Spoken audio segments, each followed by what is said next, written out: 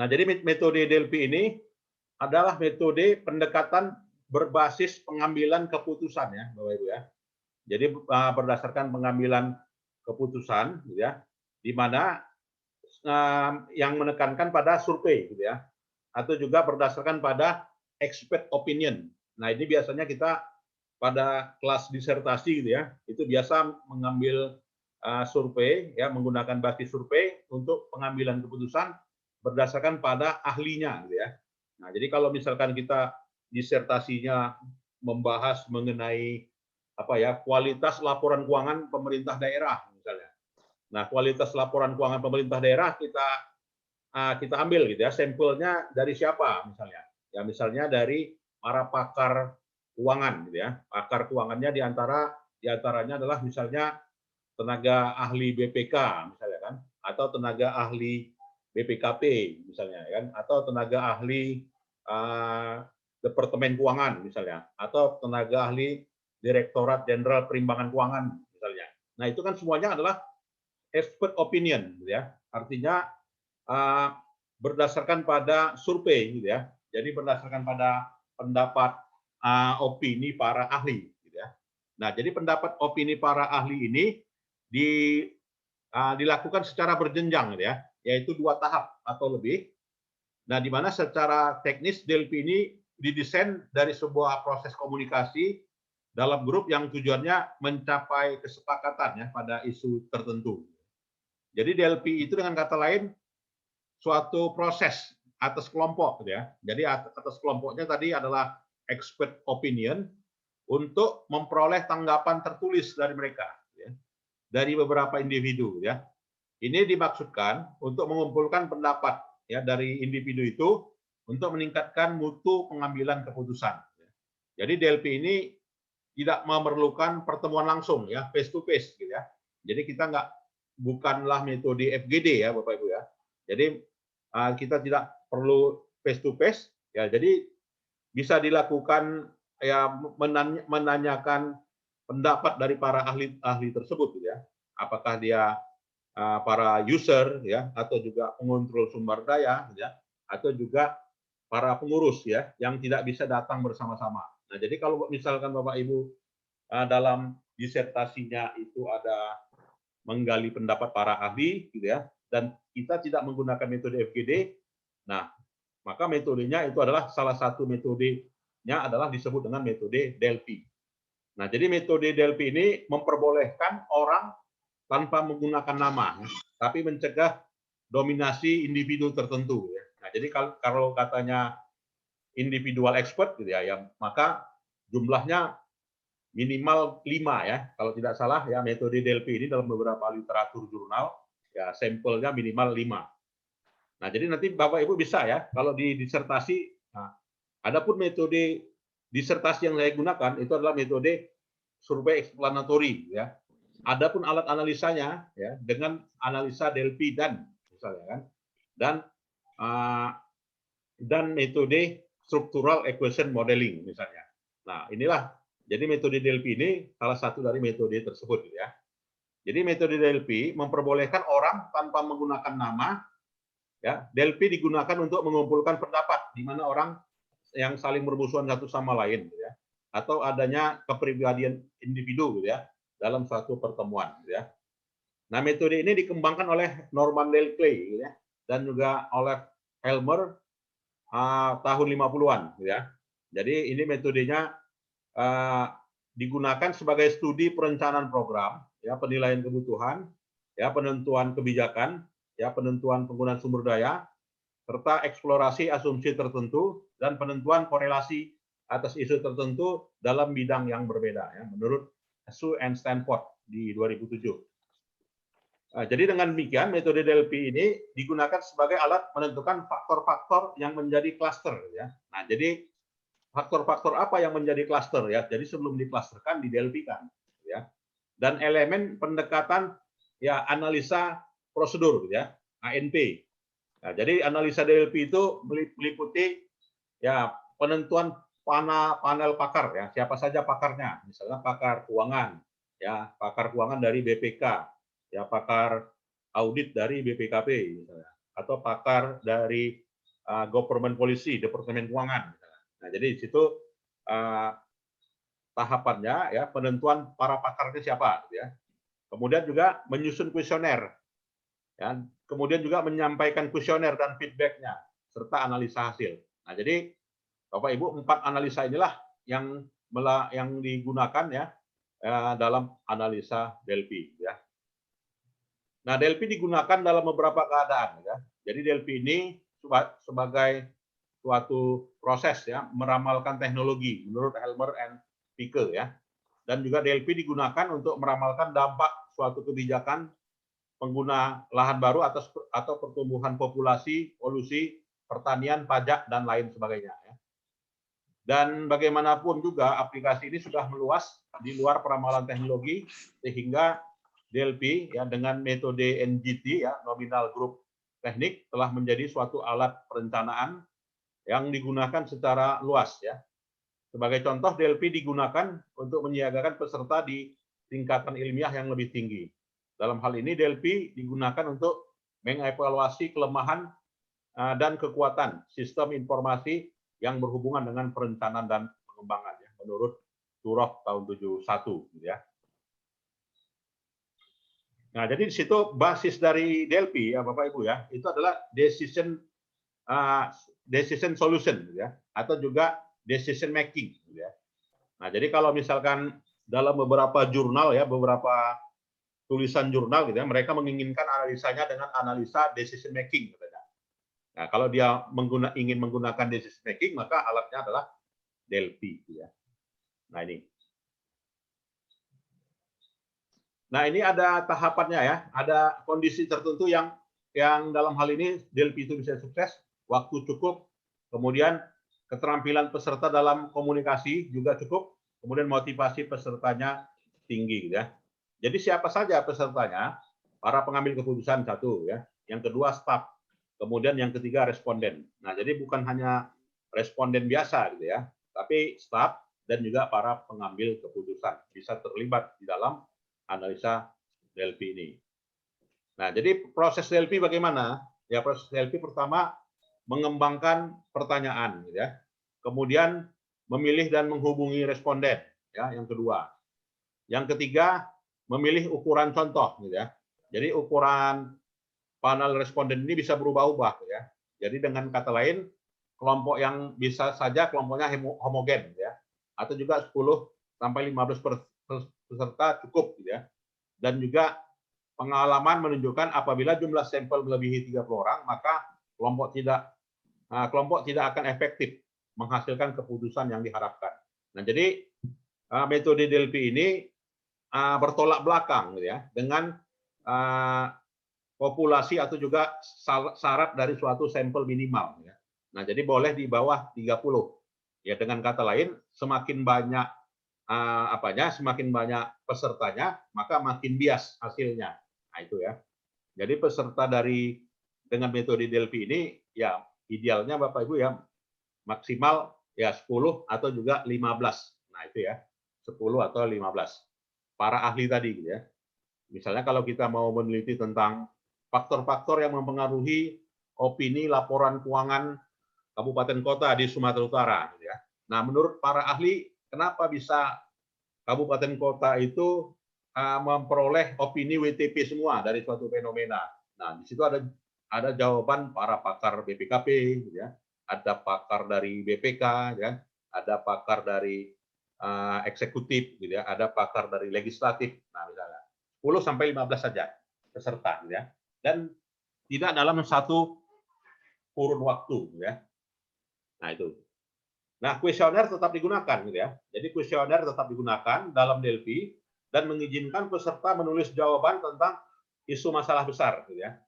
Jadi mereka cukup waktu, kemudian menghindarkan pemusatan yang tidak perlu, kemudian menghindarkan kompetisi dan tekanan status, kemudian keuntungan dan masalah utama yang masih tersisa, kemudian menghindarkan untuk memilih gagasan secara prematur dan juga fleksibel ya. Lalu analisa kuesioner. Nah, jadi di situ dalam analisa Delphi dilakukan menganalisa kuesioner yang sudah dikembalikan dari responden. Jadi dalam menganalisa kuesioner diidentifikasi ya itemnya dan juga daftarnya yang mencerminkan pendapat responden ya mengenai variabel kunci ya. Sekalipun tingkat semua responden dengan mudah meninjau ulang dan mengkritik ya. Kemudian mengembangkan kuesioner dan mengujinya. Nah, jadi dalam mengembangkan dan menguji kuesioner ini ya, dibutuhkan penjelasan yang mudah dimengerti ya, oleh responden, di mana kuesioner 2 disusun pernyataan yang telah dikumpulkan. Nah, kemudian dianalisa ya. Dianalisa kuesioner tersebut dengan menghitung jumlah suara untuk item dan meringkas komentar tentang materi dalam satu format yang menimbulkan pemikiran, perhatian yang mudah untuk dipahami ya. Dan juga mengembangkan kuesioner 3. Nanti ada kita lihat contohnya ya. Sampai pada penyiapan laporan akhir gitu ya. Nah, juga dalam hal ini dalam DLP gitu ya. Ini kita lihat ya bagaimana komparasi metode pengambilan keputusan. Nah, jadi di situ dalam metode DLP ini dimensi yang didapatkan ya dari pengambilan keputusan, kalau dari sisi kita menggambarkan suatu masalahnya ya kita bisa dapatkan suatu masalah yang tidak banyak memang ya dari sisi hubungannya kelasnya medium gitu ya. Kemudian dari sisi pengembangan brainstorming, dari sisi pemikiran pendapat rendah gitu ya, dari kita mengidentifikasi abstraknya ya. Nah, kemudian juga dalam membuat matriks ya medium gitu ya. Kemudian juga dalam analisa bias gitu ya. Nah, jadi dalam analisa bias untuk kita mendapatkan analisa masalahnya lebih tinggi gitu ya dengan metode DLP gitu ya. Jadi kalau kita dibanding kita mendapatkan data ya dengan meminta pendapat para ahli, di mana para ahlinya 10 orang misalnya senada, ya berarti kita ya mendapatkan suatu identifikasi masalah yang cukup tinggi ya, Bapak Ibu. Artinya dari analisa Bayesian ya, dan analisa Bayesian itu maksudnya adalah analisa yang mengarahkan ya pada suatu masalah tertentu ya. Dan dari alat metode analisa hierarki proses lebih tinggi gitu ya. Jadi dengan kata lain DLP itu analisis hierarkikal proses gitu ya. Nah, ini jadi dalam disertasi lazim ya orang menggunakan metode. Adapun metode yang digunakan dalam analisa ini adalah metode AHP gitu ya. Jadi bukan analisa pengaruh gitu ya, atau juga bukan analisa hubungan ya atau korelasi. Nah, itu. Begitu juga analisis by INP. Analisis INP juga high gitu ya. Nah, ini kita rangkum dari pendapatnya Satie and Parges ya tahun 2006 gitu ya. Jadi beberapa dimensi menunjukkan metode DLP ini ada keunggulannya gitu ya.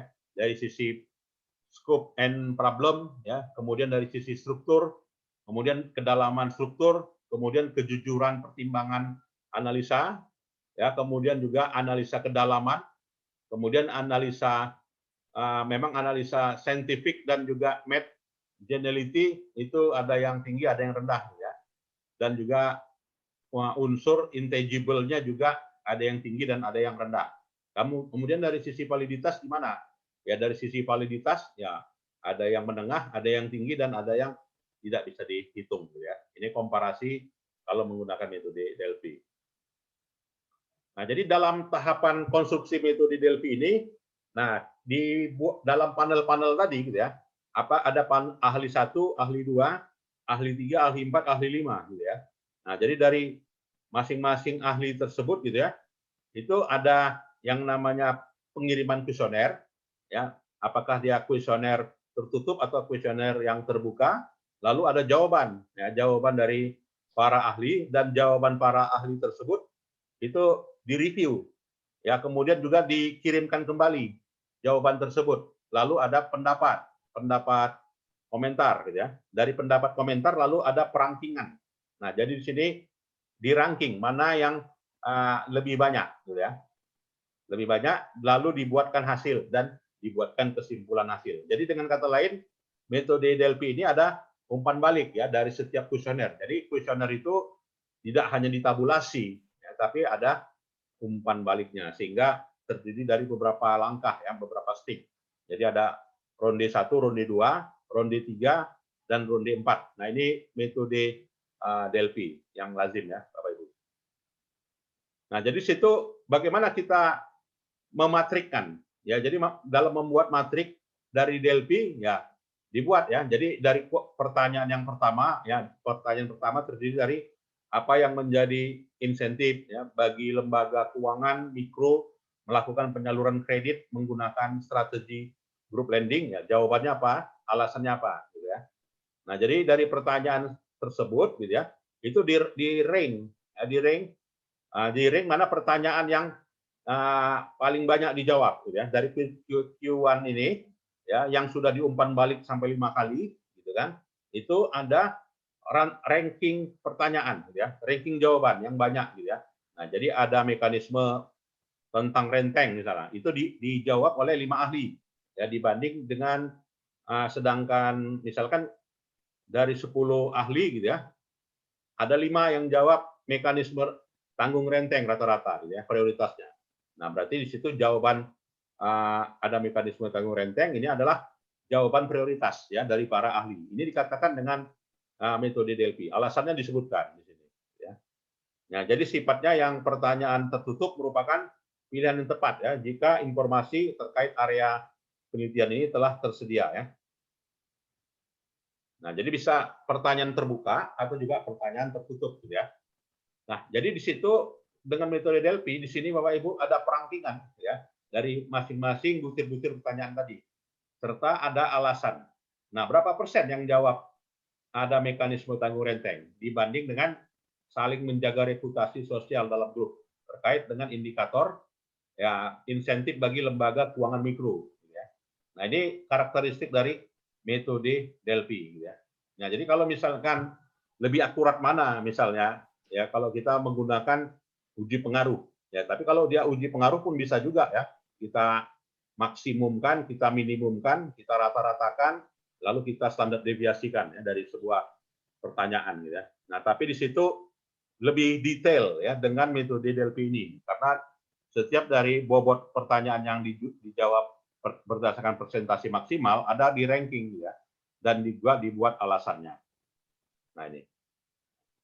Nah, ini juga pertanyaan kedua gitu ya. Jadi pertanyaan kedua dibuat rata-rata kemudian revisi ranking.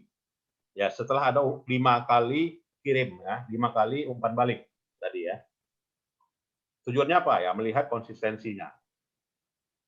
Jadi situ dari kompilasi jawaban para expert atau juga narasumber atau juga responden gitu ya.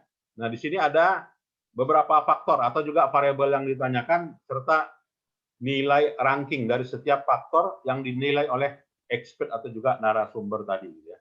Nah, jadi di sini baik itu pertanyaan Q1, question 1, question 2, question 3, question 4, ya question 5 gitu ya. Nah, di sini dari nah ini kebetulan menggunakan 15 responden ya terjawab ya bahwasanya pertanyaan pertama ini menurut ahli adalah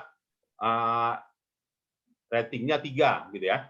Sedangkan pertanyaan kedua paling rendah rating 5. Ratingnya 5 ya. Sedangkan pertanyaan ketiga itu adalah rating 4. Ya, sedangkan pertanyaan yang keempat itu adalah rating 2 ya dan pertanyaan yang pertama itu adalah rating 1 terkait dengan dimensi terkait beberapa pertanyaan-pertanyaan 5 pertanyaan ini yang ditanyakan kepada para ahlinya ya. Nah, jadi situ berbeda sekali ya dengan metode apa ya? Metode tabulasi ya data primer gitu ya yang menggunakan skala ya yang menggunakan skala ordinal atau juga skala interval ya. Jadi di sini ciri khasnya adalah perangkingan ya. Nah, perangkingan. Nah, dari tabel tersebut dapat dikalkulasikan ya bahwasanya diuji gitu ya dengan uji Kendall ya. Jadi kalau uji Kendall berarti uji non parametrik ya, Bapak Ibu ya. Jadi uji Delphi ya, analisa Delphi itu lazim atau juga sama ya. Atau lazim atau juga biasa kita digunakan diuji dengan metode Kendall ya dalam SPSS ya. Cukup dengan SPSS dengan tingkat signifikansi berdasarkan chi-square dan nilai p-value. Jadi dilihat ya hanya nilai chi-square dan value. Jadi ini Bapak Ibu ditabulasi ya di dalam SPSS. Ya, setelah ditabulasi dalam SPSS, Q1, Q2, Q3 signifikan atau tidak? Ya, kalau dia misalnya signifikan, ya maka dalam hal ini bahwasanya dimensi-dimensi yang ditanyakan kepada para expert ini, ya, ini adalah memang pertanyaan yang nyata, ya, atau juga berpengaruh besar, ya, signifikan pada level 5% biasanya. Nah, jadi situ bisa dalam analisa Delphi ya kita rata-ratakan ya, dari ranking itu dirata-ratakan ya, jadi udah dijumlah lalu dirata-ratakan ya.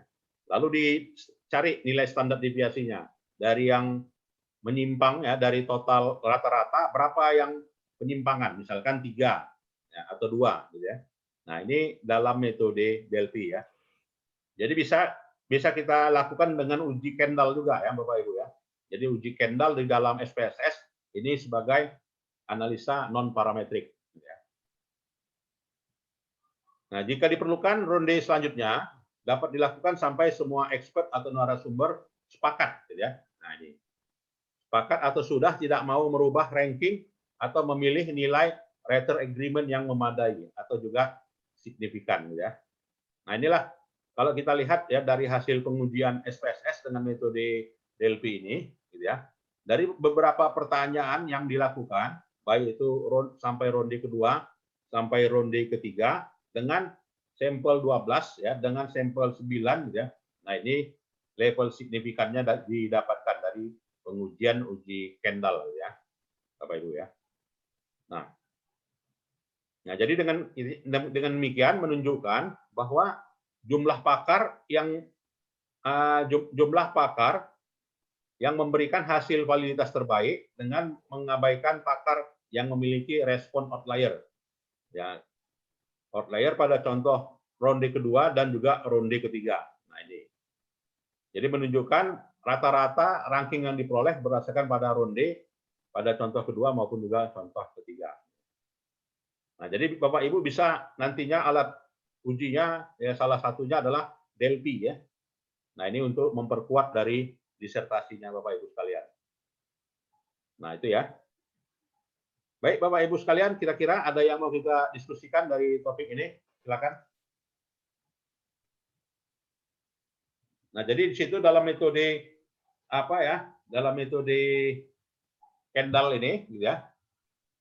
Metode Kendall ini apa gitu ya? Ada melakukan uji validitas. Jadi uji validitas dilakukan ya dengan hasil ya yang dilakukan dengan menggunakan SPSS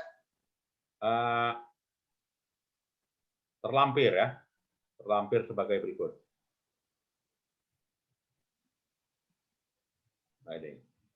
Nah, jadi yang dikatakan dengan konvensional fractional expert ya. Nah, jadi situ uji validitasnya terlihat ya sebesar ini. Jadi terlihat ya bahwasanya dimensi dari apa tadi ya, social cluster. Nah, jadi situ beberapa pertanyaan dari beberapa praktisi terlihat ya signifikan atau tidaknya ya. Nah, ini metode Delphi ya. Salah satunya kemarin disertasi mahasiswa juga S3 ada yang pernah ya menggunakan ini. Ibu Rahima Purba ya. Dia menggunakan salah satunya metode Delphi ya, selain dari metode yang lainnya. Silakan Bapak Ibu, ada yang kita diskusikan? Metode Delphi ini. Ya, jadi ini bisa diterapkan ya di paper atau juga di disertasi. Ya. Izin Pak. Ya Pak. Izin Pak. Nah, jadi untuk metode ininya Pak, contoh untuk pertanyaannya ini berarti ini kita udah seperti pertanyaan terbuka lah ya Pak ya kalau kita bikin kuesionernya ya. Ya, jadi pertanyaannya yang sifatnya terbuka, yang diawali tadi tertutup dulu gitu kan, baru nanti terbuka sampai pada 5 ronde yang ditanyakan pada para ahli. Artinya gini Pak, untuk Delphi ini berarti dia hanya model analisis data, bukan aplikasi Pak ya? Bukan aplikasi Pak, ini hanya metode analisa data. Ya, jadi metode analisa data pakai alatnya bisa pakai SPSS, bisa ya SPSS lah yang paling apa ya, yang ada menu uji Kendall-nya ya. Ya. Kalau di metode kalau di PLS nggak ada menu uji Kendall Pak ya. Di PIUS pun nggak ada. Ya. Di Smart PLS pun tidak ada, di Watt PLS pun tidak ada, yang SPSS yang ada. Di non parametrik ya tepatnya, di menu non parametrik. Setelah dimasukkan, nah, setelah dirondekan ya sampai ke 5. Itu dia. Silakan Bapak Ibu yang lain. Ya, izin Pak.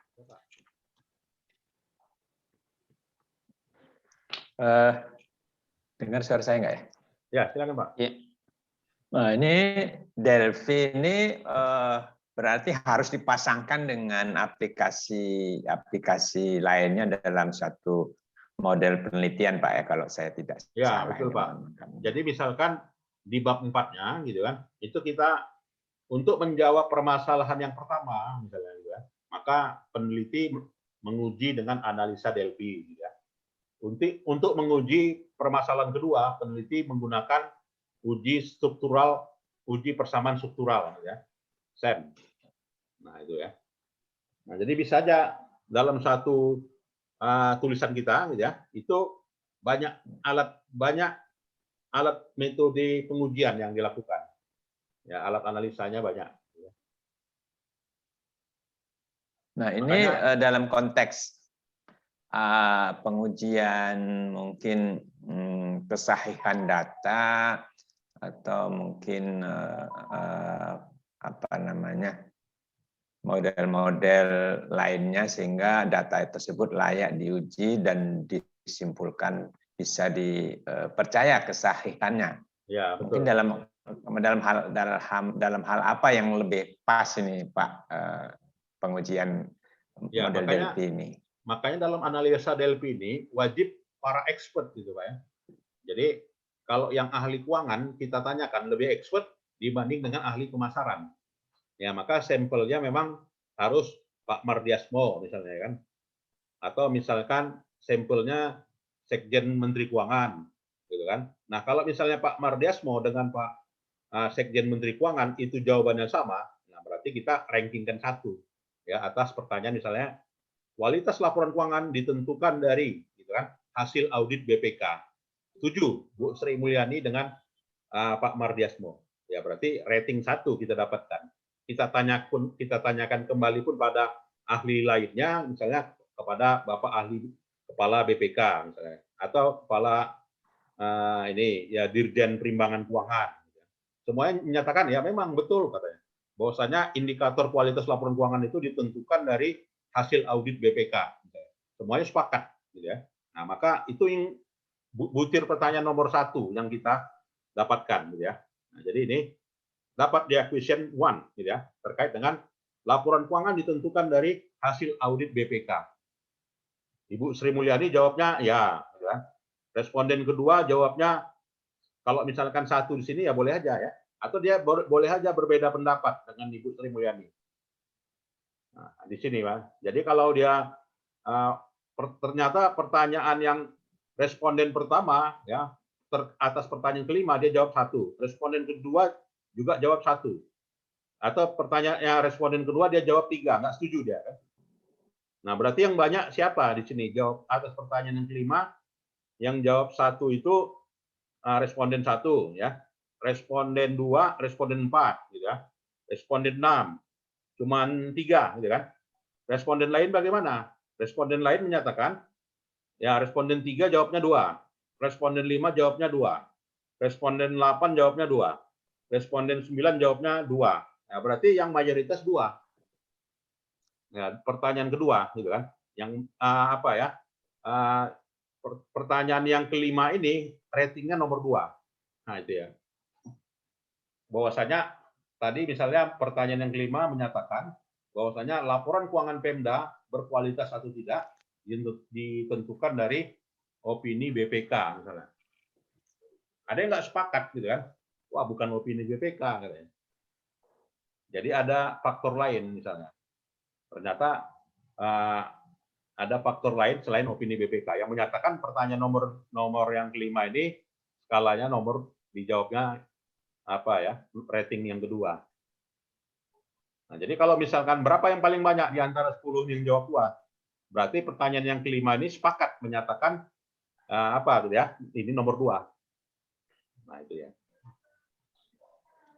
Jadi supaya Izin, Pak, mudah, ya. ya kita lakukan dengan uji Kendall. Berarti kita mengambil kesimpulannya, Pak, berdasarkan banyaknya ranking ini ya, Pak ya? Betul, Pak. Atau rankingan ya? Ya, perankingan inilah kita ambil keputusan bahwasanya tidak salah lagi bahwasanya kualitas laporan keuangan ditentukan dari opini BPK. Misalnya. Izin, ya. Pak. Ya, Bu. Mohon izin, Pak. Tadi kan saya tangkap bahwasannya ditanyakan kepada Pak ahli ya, Pak ya. Baru. Nah, mohon petunjuk, Pak. Di dalam slide sebelumnya tadi saya ingat ada kata-kata staf ya, Pak. Yang dimaksud staf di sini ini staf yang bagaimana ya, Pak, untuk menunjukkan pengujian DELPI ini, Pak? Mohon Ya, jadi kalau pencerahan, misalkan Pak. dari 10 ini pengambil keputusan para expert 5 orang, ya. Kemudian para penyusun laporan keuangan 3, ya. Kemudian para analis 3 dan para stafnya 2. Nah, jadi itu karakteristik orang.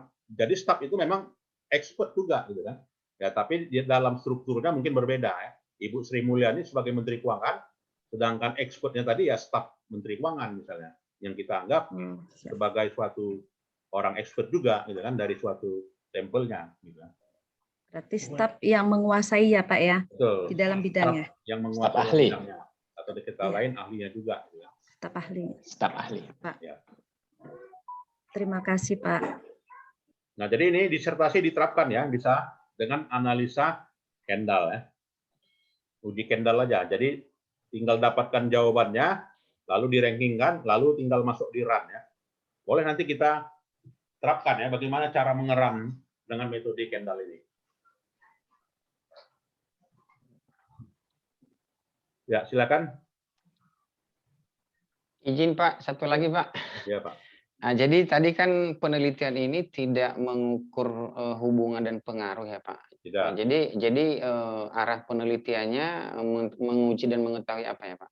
Ya, jadi arah dan penelitian ini dia ada apakah terdapat perbedaan yang signifikan atau tidak perbedaan yang signifikan.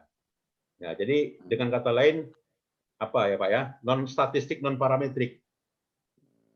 Ya, jadi kalau dia uji pengaruh kan itu ada syaratnya kan. Syaratnya sampel minimal 30. Ya. Nah, itu. Kalau ini kan dia tidak ada semakin banyak sampel semakin bias hasilnya. Ya. Nah, itu ya. Semakin banyak sampel maka tidak akurat hasilnya. Sementara yang parametrik semakin banyak sampel makin akurat hasilnya. Nah, di sini makanya dikategorikan sebagai alat analisa non parametrik DELPI ini. Yang tidak mensyaratkan distribusi normal dari sampel atau observasi atau pengamatan. Jadi tinggal tabulasi lalu uji Kendall ya. Dari menu file kemudian statistik non parametrik gitu ya. Lalu muncul hasil seperti ini. Ya, muncul hasil seperti ini. Lalu kita jawablah gitu ya, bahwasanya di ronde pertama gitu ya, di ronde kedua gitu ya, itu signifikan atau tidak ya, masing-masing dari pertanyaan yang dijawab oleh para ahli. Silakan. Ya. Baiklah, kalau tidak ada, saya kira itu saja dulu ya perkuliahan kita. Selamat sore. Izin, Pak. Izin, Ya, Pak. Pak. Mungkin di luar materi yang ini, Pak, mungkin sekalian kami ya, Pak. sisipkan untuk pertanyaan untuk publikasi jurnal, Pak. Oh ya, Pak ya. Ya, jadi mungkin petunjuknya kemarin itu kan udah sempat kami submit ya, Pak. Betul. Jadi ada diminta lumayan juga biayanya, Pak ya, 149 atau 150 pound sterling. Itu enggak predator nanti